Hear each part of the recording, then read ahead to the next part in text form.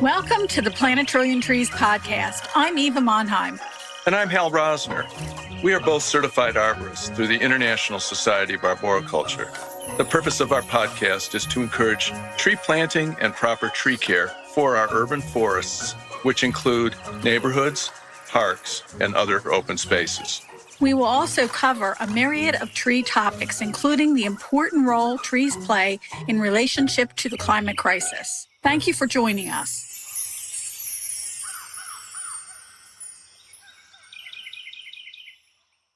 Verdant Earth Educators provides dynamic in-person training and online learning opportunities for environmental and horticultural businesses.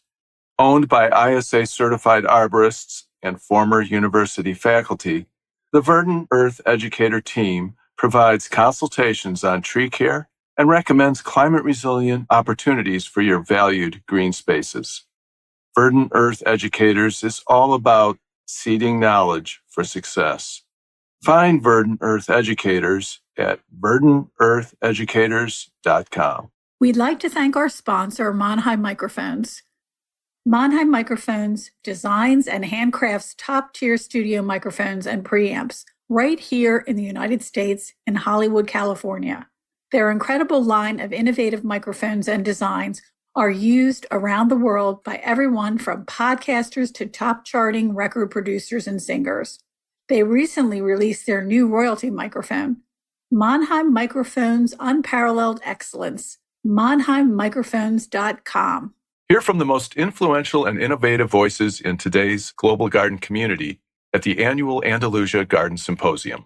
Famed plantsman and garden writer Dan Hinkley, Sissinghurst's head gardener Troy Scott Smith, Welsh seasonal floral designer and author Lucy Hunter, and edible landscape architect and author Stephanie Bittner. Held on Friday, May 3rd at Andalusia Historic House, Gardens, and Arboretum in Bucks County, Pennsylvania, just outside Philadelphia. Tickets are on sale now at andalusiapa.org.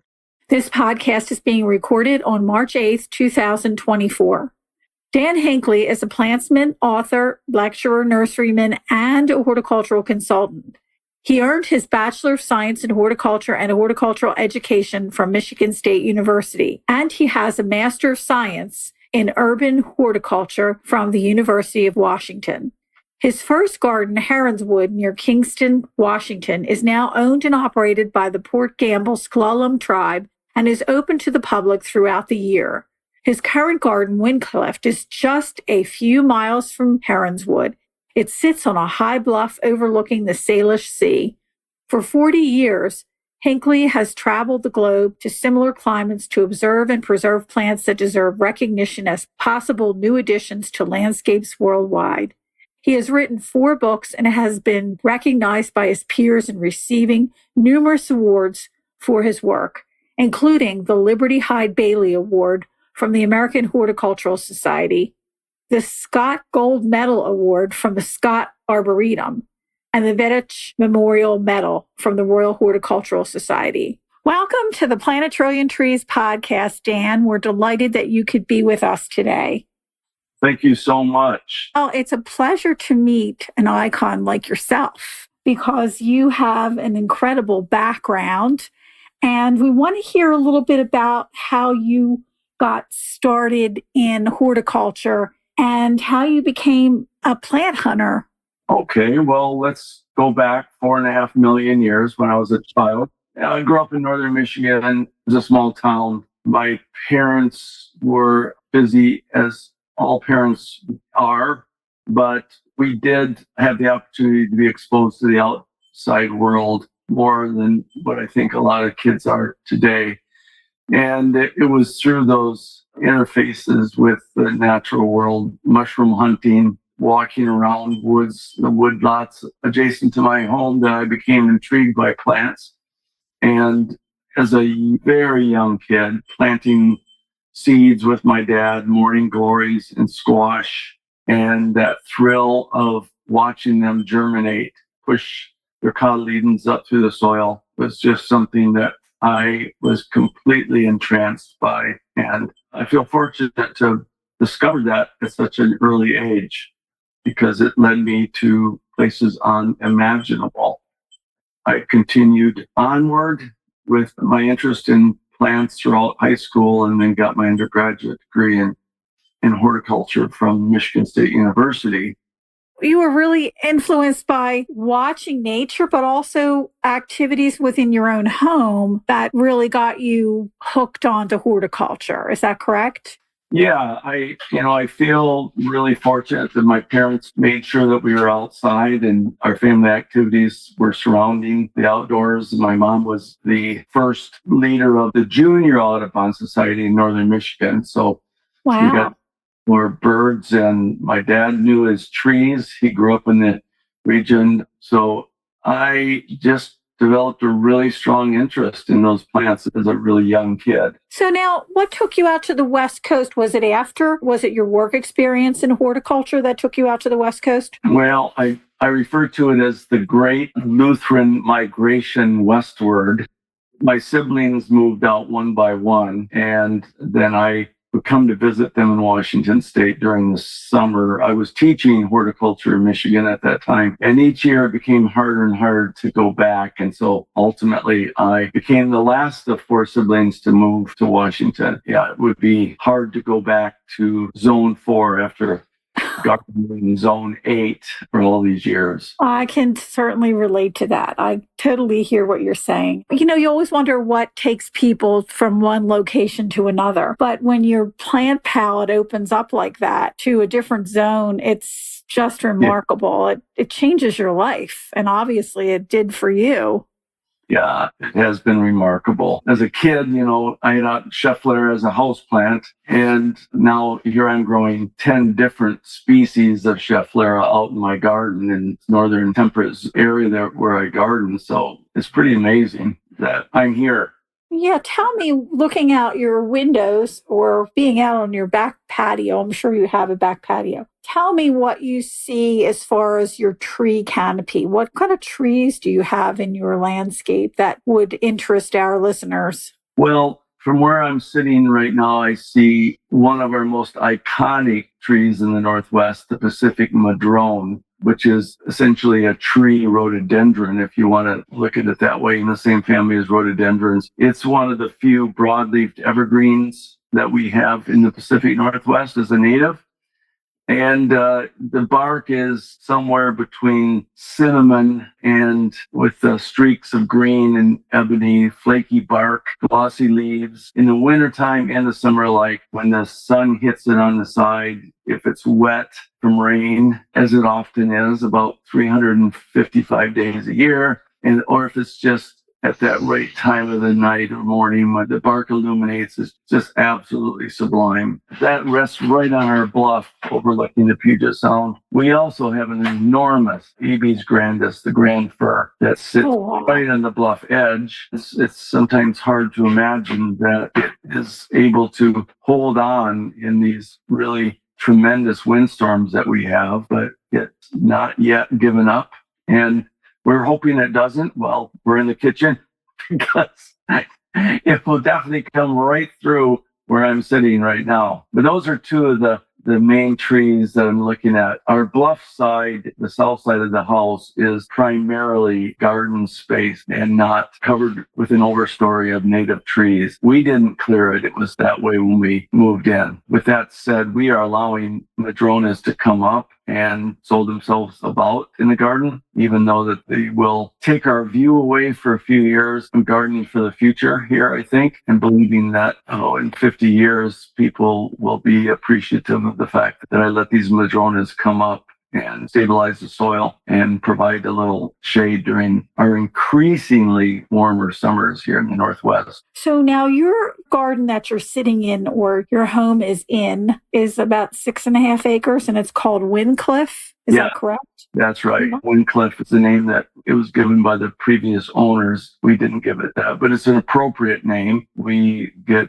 blasted by the southern winds when they come in across the Puget Sound. We're 200 feet above the water. And so with an expansive view of water and sky and Mount Rainier in the distance in downtown Seattle. Wow, it sounds absolutely beautiful. Now, of course, you are responsible for starting Heronswood Nursery earlier in your career. And if you could tell us a little bit about that, because that's when I heard about you from Heronswood. You know, everybody was talking about Heronswood. And Right. It's a very special place. Can you tell us about Heronswood and why it's such a special place? Yes. And I still find it to be a very special spot. And I would say it was a place that wanted a garden. You know, the plants grow well there. They always have. And it was almost as if it was waiting for a gardener to come along and start planting. The soil type, there's a fairly high water table, but it's not a damp soil. And it just grows really,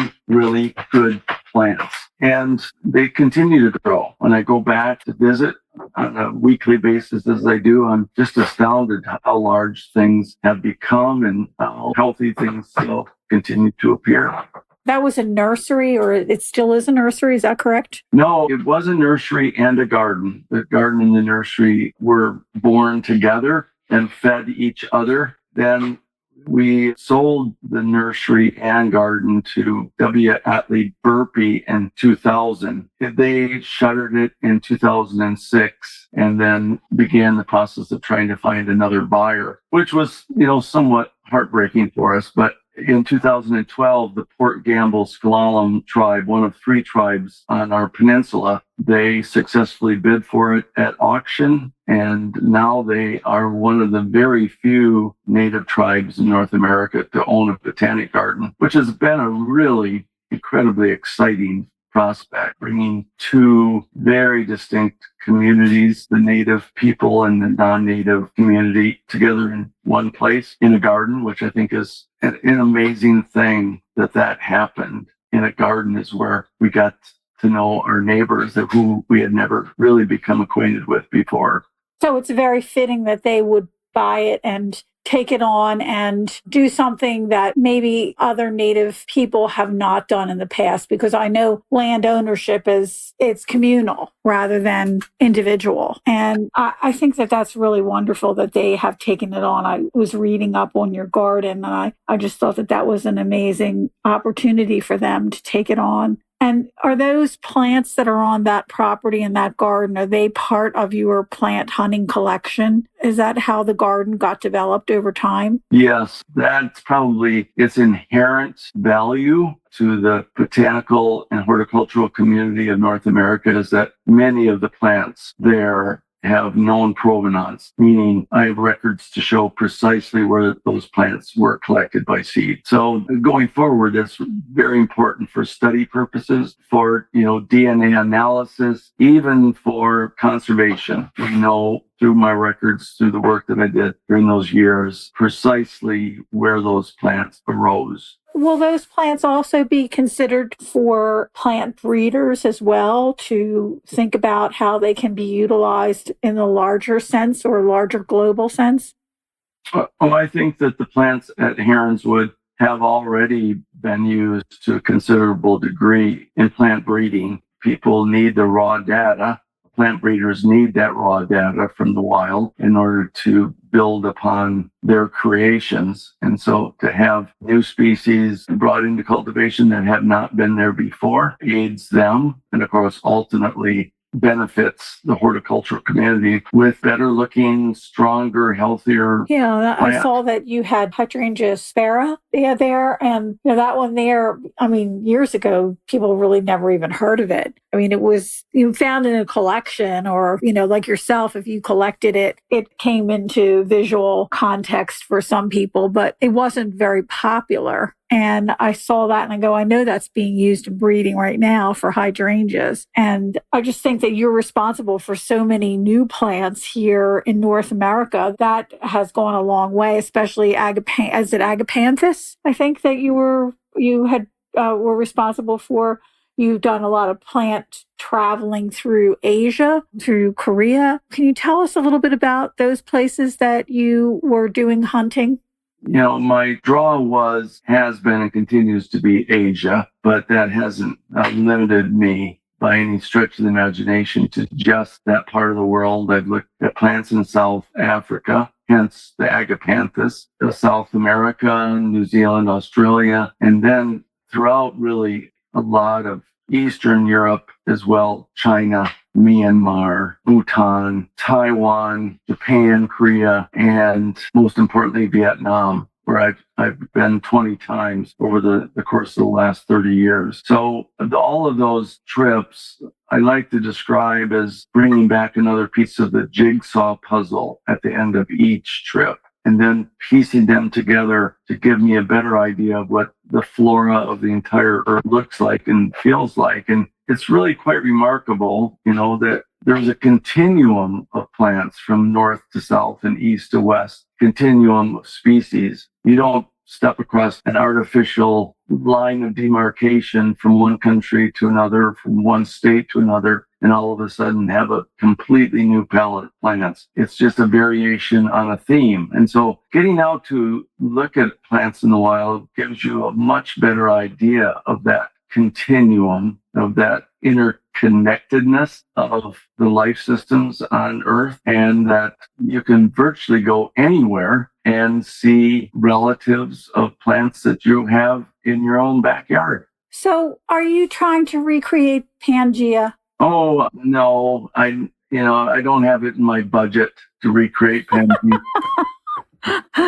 But I always think, when I'm talking to my students about woody plants, I'll say to them, pretty much all the white pines, 5-needle pines, are related. They're found pretty much in the same latitude around the earth. And when you look at them, you can see the similarities and, of course, the differences. And, what makes a plant look different in a different place? What forces a needle to be longer versus shorter? I think about all those things when I'm teaching and when I'm looking at plants. And I would imagine that when you're looking at plants from different parts of the world and they're in the same genus or species, probably just genus, that you'll see those similarities, that you'll see things that look very similar, besides the flower parts, because that puts them in the same family. But I'm talking about the plant itself, the little bit of differences and the similarities.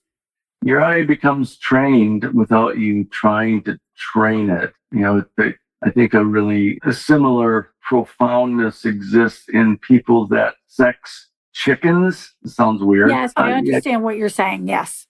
You can't train your eye to do it. It's just repetitive. And after a while, your eye starts to see things without you really realizing how you got there. So over time, I've been able to pick out maples, for instance, just by an element of light or structure in amongst dense vegetation. A maple becomes very apparent to me, and I can't tell you exactly how or why, but that's just one example, and it's repeated over and over again, whether it be a Stachyurus or a rhododendron, Schefflera.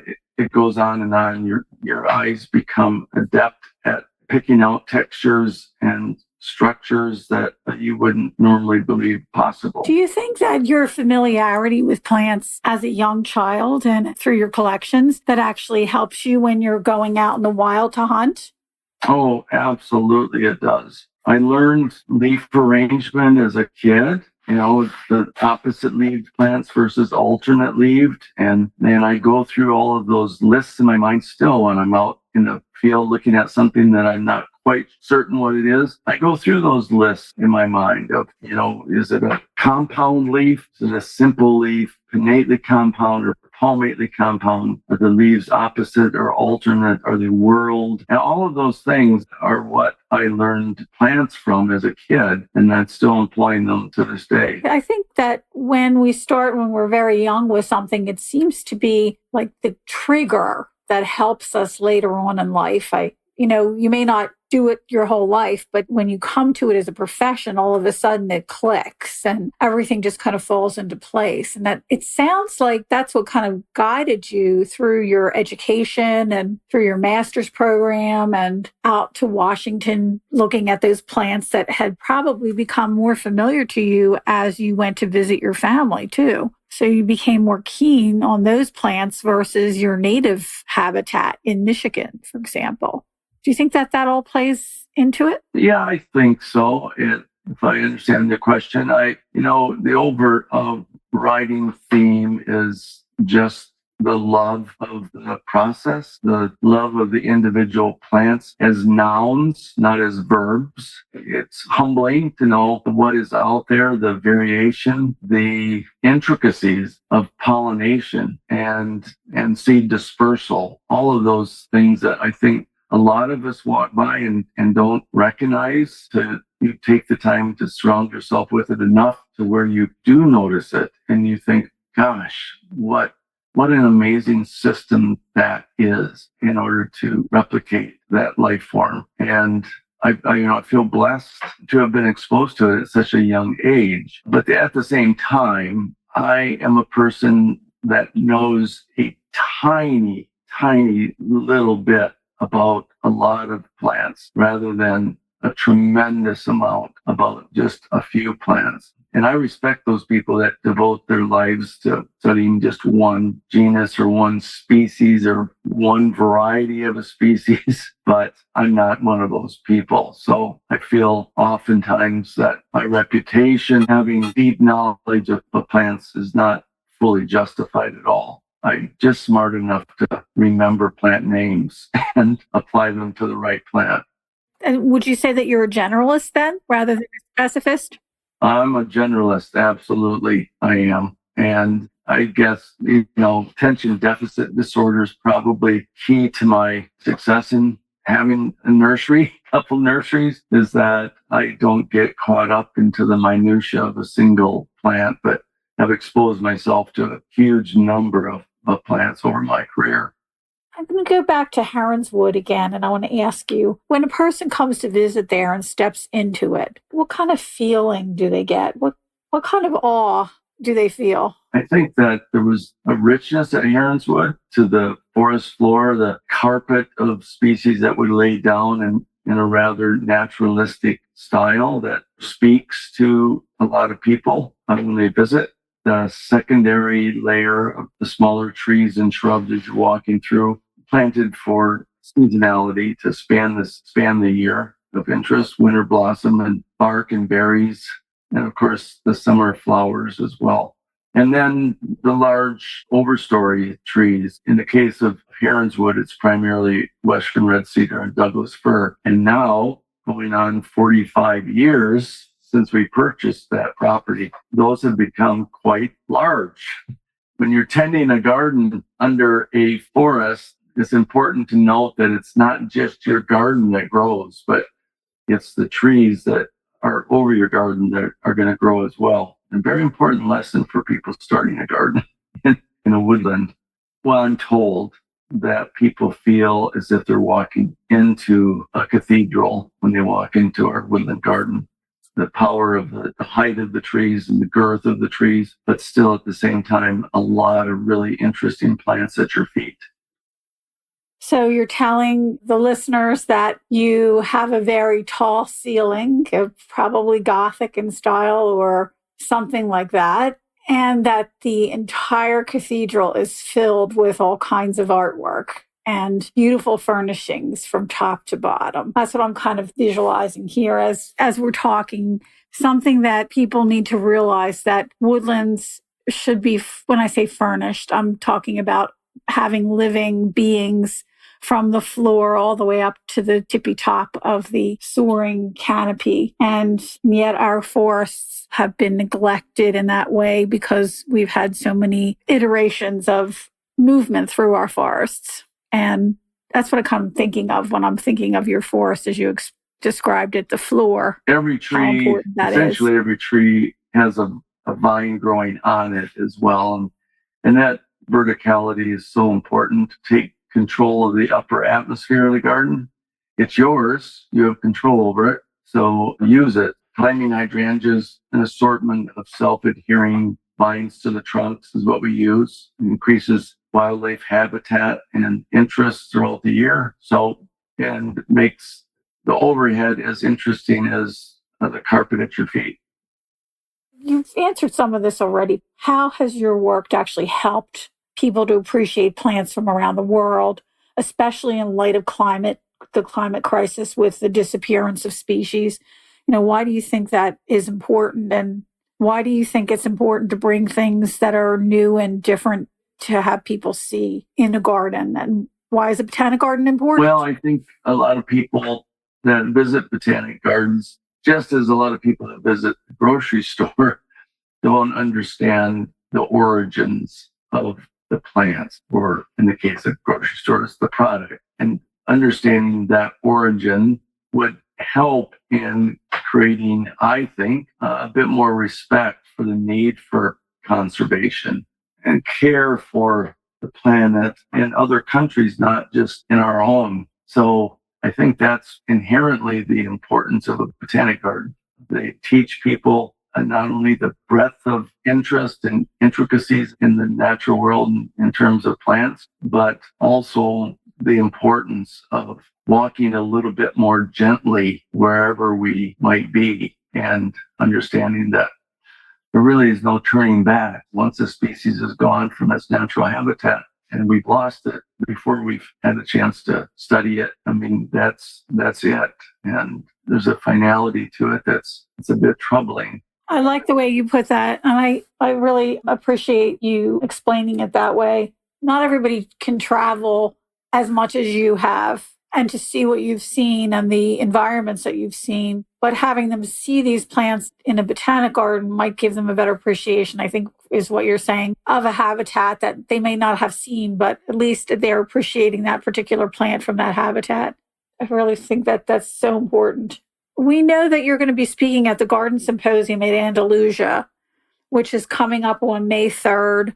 This is the second year for it. If those listeners don't know, Andalusia is a garden that sits north of Philadelphia in Bucks County, and it's a beautiful preserved property. It's over 70 some acres, and they are trying to raise money to have an intern there during the summertime. And so the symposium came about, and they're trying to get really top-notch speakers like yourself. So, what are you going to be talking about? What do you hope to gain from presenting at this symposium? Well, I'm going to talk about my current garden, Windcliff, and its development and the reasons behind it, and the fact that it too will change over time as I mature as a gardener, just as this garden is much different than Heronswood. The garden I'm currently in 10, 15 years is going to be much different than it is now, as my tastes refine and my approaches become different.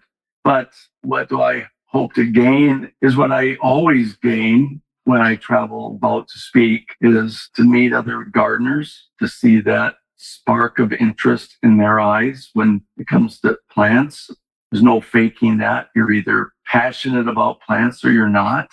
And it's just rewarding for me to meet people that have those same feelings I do.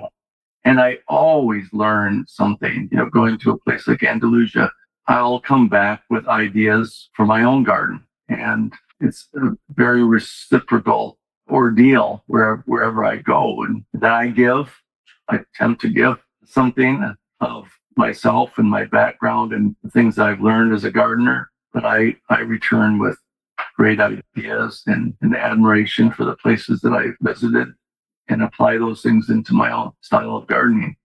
So I think it's a win-win for you, right? Except for the air travel. Well, yeah, I can understand that. Coming from the West Coast to the East Coast, yes. You have been very prolific as an author, and I want to talk a little bit about that. You've written 4 books, is that correct? Yes, I've written 4 books. Can you tell our listeners a little bit about your books and how you got started in writing and what possessed you to write your first book? I think people who are writers would really appreciate something like that. I found a little bit of self-worth in writing as a kid. In high school, my teachers that I had to write something for gave me positive feedback about writing and about my ability to write. And that gave me the confidence to go forward with it a bit more. I wrote my first book on winter ornamentals, which is something I really believe in deeply, that you should plant a garden for all 4 seasons. And if you plant for winter, the rest of the seasons tend to take care of themselves. But the others then began to focus on my travels. And I keep a journal always when I'm traveling. And also, I had to write 20 volumes of the Heronswood catalog. Always incredible practice on a yearly basis, trying to condense the description of a plant down to a reasonable amount of space. And I still do that as I have a nursery here at Windcliff still, and I write plant descriptions on labels. I only get so many characters to describe a plant and can't get too purple about it. Try to capture the essence of a plant and throw in a bit of humor at the same time. There's nothing wrong with laughing in horticulture, and even laughing at yourself. There's nothing wrong with that either. I'm finding it more and more difficult, to be honest, writing as I age. Maybe it's because I'm starting to feel like it's all been said before. And I guess I would rather spend my time doing than actually writing about it. In a world, I might add, where there's a lot of people that are writing about something they don't do. So I want to make sure that I'm not adding to that. You want to be authentic. Try to be, yeah. That sounds like what you're trying to do. And not everybody is authentic, right? This has been really delightful to talk with you, Dan, and to hear about how you got started and what inspired you. I hope one day that I can get to see Heronswood. But I want to ask you the question that my colleague, who usually is with me, who's out under the weather today, we usually ask the question, what is your favorite tree? I know as a parent, it's kind of hard to say what's your favorite child, but, a group of trees or a tree, that would be fantastic. Oh, boy. Okay. I mean, that's, on what hour? Right. Exactly.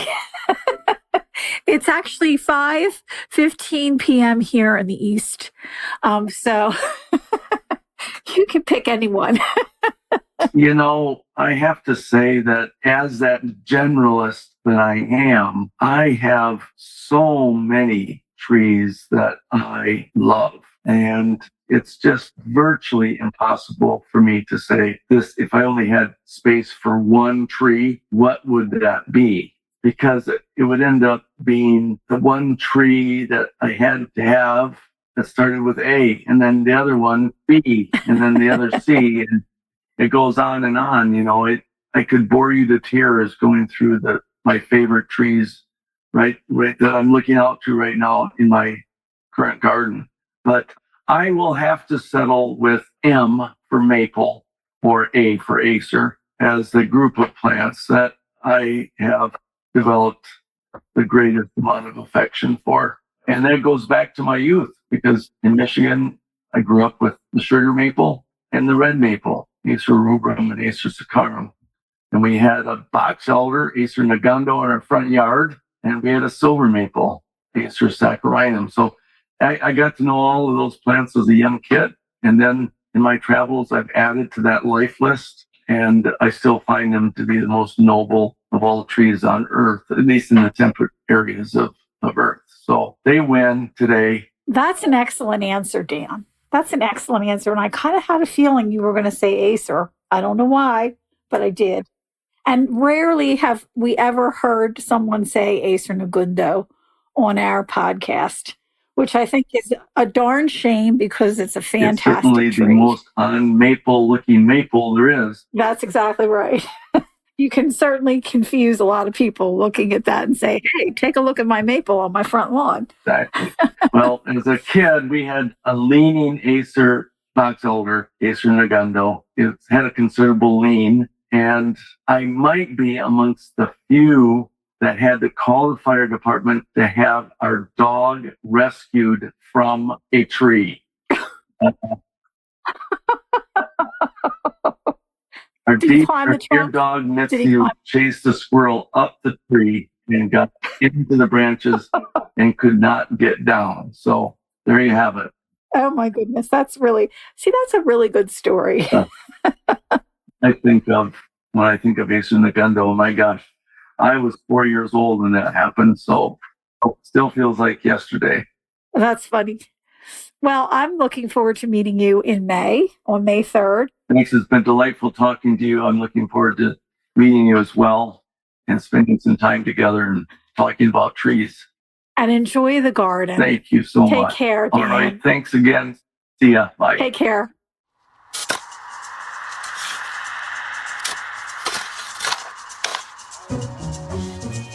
The Plant a Trillion Trees podcast is edited by Andromedan Recordings in Hollywood, California.